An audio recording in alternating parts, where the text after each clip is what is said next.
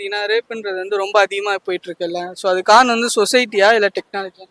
நான் என்ன சொல்லுன்னா 50% society and 50% technology. Technology வந்துட்டு நம்ம தப்பான வழியில் யூஸ் பண்ணால் அது நம்ம மைண்ட் அஃபெக்ட் பண்ணும்.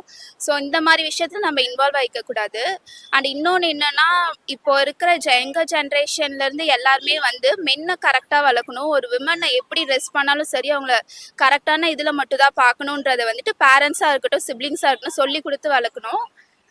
இது வந்துட்டு ஒரு பையனை எப்படி வளர்க்குறாங்கன்றது பொறுத்து தான் இந்த கேஸ் நம்மளால இது பண்ண முடியும். அண்ட் இன்னொன்று திங் என்னன்னா, இந்தியாவில் வந்துட்டு இந்த ரேப் கேஸை கண்டிப்பாக கம்மி பண்ணியே ஆகணும். அதுக்கு வந்து ஃபஸ்ட்டு நம்ம ரேபிஸ்ட்டை வந்துட்டு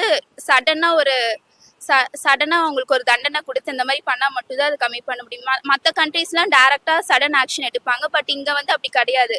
நிர்பயா கேஸே வந்துட்டு நமக்கு 10 இயர்ஸ் கழிச்சு தான் ஜஸ்டிஸ் கிடைச்சிது. இப்படி இருக்கும் போது தான் ஒரு கேஸும் நடந்துக்கிட்டே இருக்கு. அதனால நம்ம கோர்ட்டு வந்துட்டு